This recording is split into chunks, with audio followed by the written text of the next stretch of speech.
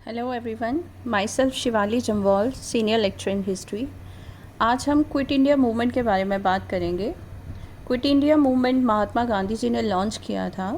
Quit India movement जिसे भारत छोड़ो आंदोलन, अगस्त क्रांति, अगस्त मूवमेंट भी बोला जाता है, ये गांधी जी ने 8 अगस्त 1942 में लॉन्च किया था और डू और डाई की कॉल भी दी थी, जिसका मतलब था करो या मरो। 1942 में जब क्रिप्स मिशन फेल हो गया तो कुछ ही महीनों में भारत में एक बड़े विद्रोह की शुरुआत हुई। ये विद्रोह था देश की आज़ादी के लिए, जिसे क्विट इंडिया मूवमेंट भी बोलते हैं। 8 अगस्त 1942 में बॉम्बे में ऑल इंडिया कांग्रेस कमेटी की एक मीटिंग बिठाई गई। उस समय वर्ल्ड वॉर 2 भी चल रही थी, तो महात्मा गांधी जी ने क्विट इंडिया का रेजोल्यूशन जो है उस मीटिंग में पास किया। रेजोल्यूशन में डिक्लेयर किया गया कि भारत को ब्रिटिश रूल से अब तुरंत ही आज़ादी मिलनी चाहिए और ये भारत के लिए बहुत ज़रूरी है।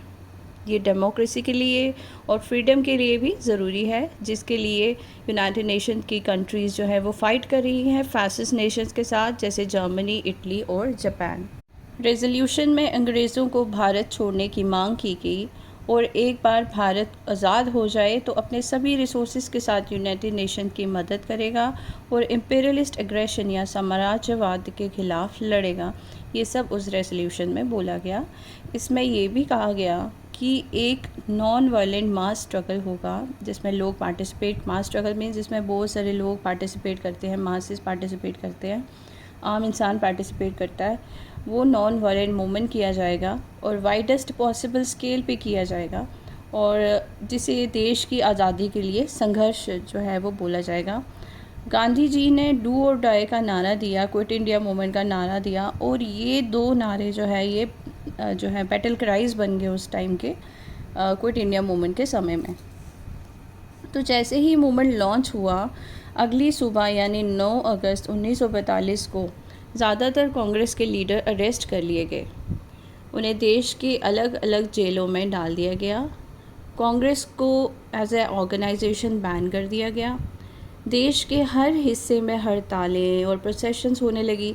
ब्रिटिश गवर्नमेंट ने लोगों को सप्रेस करने के लिए, उनकी आवाज़ को दबाने के लिए, रोकने के लिए कोई कमी नहीं छोड़ी। हर जगह फायरिंग की गई, लाठीचार्ज किया गया, लोगों को अरेस्ट किया गया और अरेस्ट जो है वो पूरे भारत देश में हर हिस्से, हर कोने से लोगों को अरेस्ट किया गया। लोगों ने गुस्से में वायलेंट एक्टिविटीज़ यानी हिंसा करना शुरू कर दी और उन्होंने गवर्नमेंट की प्रॉपर्टी को अटैक किया, रेलवे लाइंस को डैमेज किया, पोस्ट और टेलीग्राफ्स को रोका। जगह जगह पुलिस और लोगों के बीच में अब क्लैशेस ही नज़र आते थे। ब्रिटिश गवर्नमेंट ने न्यूज़पेपर पब्लिकेशंस पे भी रोक लगा दी, क्योंकि वो क्विट इंडिया मूवमेंट के बारे में छापते थे, तो वो चाहते नहीं थे कि इस खबर ज़्यादा फैले, तो उन्होंने न्यूज़पेपर पे भी रोक लगा दी। बहुत से न्यूज़पेपर्स खुद ही बंद हो गए कि गवर्नमेंट रोक लगाए, इससे अच्छा हम खुद ही बंद हो जाते हैं। तो 1942 के आखिर तक तकरीबन 60,000 लोगों को जेल हो गई। हंड्रेड्स ऑफ लोग जो है वो मारे गए और मरने वालों में छोटे बच्चे भी थे, औरतें भी थी और बुज़ुर्ग भी थे। और काफ़ी हिस्सों में ये मतलब देश के काफ़ी हिस्सों में बहुत सारे लोग मारे गए। कुछ जगह जैसे यूपी, तमलूक जो बंगाल में है, सतारा जो महाराष्ट्र में है, दरबार जो कर्नाटका में है, बालासोर और तलचर जो उड़ीसा में है, ये ब्रिटिश रूल से आज़ाद थे और लोगों ने वहाँ अपनी गवर्नमेंट भी बना ली। जयप्रकाश नारायण, अरुणा आसिफ अली, एस.एम. जोशी, राम मनोहर लोहिया और भी लोगों ने पूरे मूवमेंट के दौरान क्रांतिकारी गतिविधियों को जारी रखा। इन्होंने अपनी रेवोल्यूशनरी एक्टिविटीज़ जो है वे कंटिन्यू रखी पूरे क्विट इंडिया मूवमेंट के दौरान।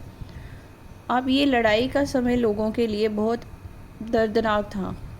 अंग्रेज़ी सरकार ने तो मतलब मारा और रिप्रेस किया ही, साथ में कुदरत की भी मार लगी इन लोगों को। बंगाल में बहुत बड़ा फेमाइन आया, जिसे बोलते हैं सूखा पड़ गया। कोई फसल नहीं हुई, पानी नहीं था इंसानों के लिए, जानवरों के लिए, खाने और पीने के लिए कुछ नहीं था, जिससे 30 लाख लोग मारे गए और ब्रिटिश गवर्नमेंट ने इन दूसरे भूखे प्यासे लोगों के लिए कुछ भी नहीं किया और ना ही कोई रिलीफ प्रोवाइड किया। तो देखा जाए तो क्विट इंडिया मूवमेंट पूरे देश में चला ही। क्विट इंडिया मूवमेंट ने इंडियंस को यूनाइट किया, ब्रिटिश रूल के ख़िलाफ़ इसमें जो है यूनाइट किया लोगों को, इसमें कोई शक नहीं है। 1944 तक सभी हड़ताल डेमोन्स्ट्रेशंस ब्रिटिश गवर्नमेंट ने इतनी रिप्रेशन की कि बंद करवा दिए गए। आप लोगों ने हड़ताल करना, डेमोन्स्ट्रेशंस करना बंद कर दिया था 1944 तक। लेकिन 1944 में जब गांधी जी जेल से बाहर आए तो उन्होंने प्रोटेस्ट को कंटिन्यू किया, फिर से स्टार्ट किया, मतलब स्टार्ट नहीं कंटिन्यू किया, और 21 दिन का फास्ट रख लिया। जब तक वर्ल्ड वॉर 2 ख़त्म हुई तो ब्रिटिश की ऐसी पोजीशन बन चुकी थी उस समय कि अब आज़ादी की मांग को रोकना उनके लिए पॉसिबल नहीं था, नज़रअंदाज नहीं कर सकते थे अब वो, क्योंकि काफ़ी सारे देश थे, वर्ल्ड वॉर 2 हुई थी तो वो आज़ाद हुए थे, तो अब इंडिया की आज़ादी का भी टाइम आ चुका था।